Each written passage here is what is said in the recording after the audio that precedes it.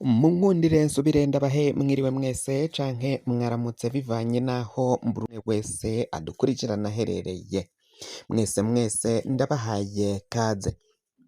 Abari muri Amerika, Canada, Kenya, Uganda, Zambia, Afrique du Sud, muri mu Bufaransa, Ubwongereza, Ububirigi, Ubudagi, muri Australia, muri ngaha muri Tanzania, abari ngaha mu gihugu cacu c'Uburundi, intara, amakomine, imitumba, ubucimbiri, imisozi bigiye bitandukanye, bivanye naho buri umwe wese adukurikirana aherereye, mwese ndabahaye kaze.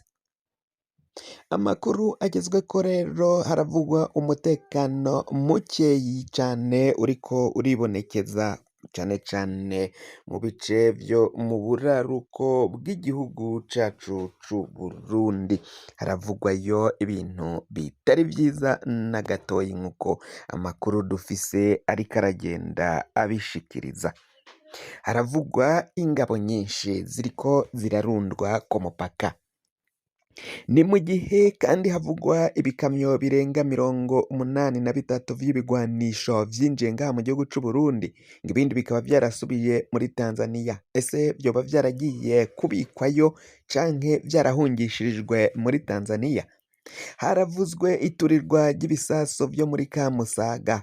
Ivyo vyose ni ibirabana n'umutekano ngaha mu gihugu c'Uburundi, vyanatumye bamwe bakugwa mu mabanga yabo, harimo nka Colonel Ernest Musaba yari ajejwe ububiko bw'igisirikari c'Uburundi bw'ibigwanisho vy'igisoda c'Uburundi, yaravanywe mu mabanga.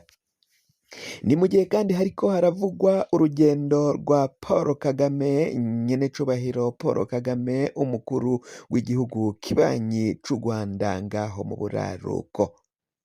Uyu nawe aravugwa mu rugendo agiye kujamwo muri Tanzania, arajayo kuri rino gerekerezo rya 3 ukwezi kwa gatanu umwaka w'2026.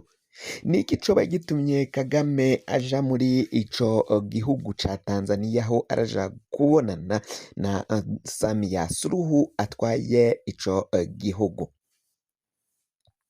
Ni ibintu bije bihuriranye guco. Ni mu gihe hariko haravugwa kandi umugambi w'igihugu c'Uburundi n'igihugu ca Tanzania, mbere kandi na Repubulika iharanira intwaro rusangi ya Kongo na Afrique du Sud, ngo baba bafise umugambi wo kugaba ibitero mu Rwanda. Izo nkuru ziramaze igihe ziriko zirahanwahanwa ngaha mu gihugu c'Uburundi, mbere no hakuja y'Akanyaru ngaho mu Rwanda naho ziragerayo bikavugwa. Ibimenyesha amakuru vyaho vyaranditse ko Uburundi bwoba bwitegurira gutera igihugu kibanyi c'u Rwanda, babifashijwemwo n'igihugu c'Ububirigi, ngo buriko buratanga indege zitagira abapilote, indege zizwi nka drone, ngo zizokwifashishwa muri iyo ngwano. None ni gute rero bariko baravugwa muri uyo mugambi, ariko nyenecubahiro Paul Kagame nawe akaba yihutiye canke ahise aja muri Tanzania? Vyoba ari vyo boba bagiye kuganirako? Inyuma y'uko Paul Kagame, umukuru w'igihugu kibanyi c'u Rwanda, azova muri Tanzania, umukuru w'igihugu ca Kenya nawe William Ruto nawe buzoca araja muri Tanzania nyene nawe kugira ivyo aganirako n'uyu umukenyezi Madame Samia Suluhu Hassan atwaye ico gihugu. Ni mu gihe Varisito Ndayishimiye wo ngaha mu gihugu c'Uburundi ata kintu ariko aratangaza. Ni mu gihe kandi u Rwanda rwo rudatangaza ko nyine bivuye mu butegetsi butarigera buvuga ko ubutegetsi bw'u Rwanda butarigera buvuga ko Uburundi bwoba bufise uwo mugambi, naho bimwe mu bimenyesha amakuru vyagiye bivyandika. Ni mu gihe bo bahoze, nyamara umukuru w'icyo gihugu kibanyi c'u Rwanda yaravuze ngo ndaribwaribwa. Mu gihe abo bavuga ko bashaka kutugabako ibitero bo bigerageza bakazoraba ibibashikira. Ivyo ni amajambo y'umukuru w'igihugu c'u Rwanda Paul Kagame yivugiye mu myaka iheze, aho nanone hariko haraduga amakuru yagenda avuga ko Uburundi bwashaka kugaba ibitero mu Rwanda, bwari bwateguye kwifashisha kandi na FDLR, abagwanyi basize bakoze ihonyabwoko ryakorewe abatutsi mu mwaka w'igihumbi kimwe amajana icenda mirongo icenda na kane mu Rwanda. Kuri kino gihe rero Uburundi bwoba koko buriko buritegura? Hari amakuru dufise, amakuru turiko turaronka tuvana mu bimenyeshamakuru nka Afrique Intelligence, bo batangaje ko mu gihugu c'Uburundi nyine boba bariko baritegurira iyo ngwano, ko abasirikari benshi bariko bararundwa ku mupaka cane cane hafi y'Akanyaru. Umutekano ucungerewe bidasanzwe ngaho muri ivyo bice vyerekera ku Kanyaru, aho ni ku rubibe ruhana nyine ruhuza u Rwanda n'Uburundi. Ni mu gihe amakuru agenda adushikira ngo abo basirikare b'u Burundi boba bariko barategura ibirindiro byinshi bigiye bitandukanye muri ako gace ko mu buraruko mu ntara zahahoze intara ya Kayanza, intara ya Ngozi, mbere kandi ngo ivyo vyatanguriye mu ntara yahozeho ya Kirundo. Izo ntara zose kuri kino gihe zarihuje, ubu zabaye intara yagutse ya Butanyerera. Biravugwa ko rero ngaho muri Butanyerera abasoda bariko barajanwayo ku bwinshi, kandi ko biboneka ko hari ivyo bariko baritegurira. Biravugwa ko kandi mu makuru dufise bariko baritegurira ibibanza, bariko barategura ibibanza ngo bizoja biragurukiramo canke birahagurukiramwo indege za drone, indege zitagira abapilote, zitagira abazitwara.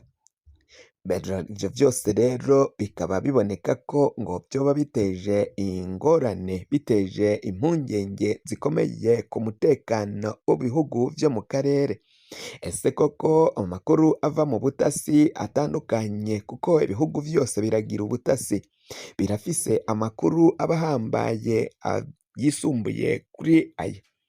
U Rwanda rwoba rwarahejeje gutahura umugambi w'Uburundi ko boba bitegurira kugabayo ibitero bafatikanije n'igihugu ca Tanzania, akaba ari vyo uyu mukuru w'igihugu kibanyi c'u Rwanda yoba yagiye kuraba kugira ngo aganire ko na Madame Samia Suluhu Hassan atwaye ico gihugu ca Tanzania.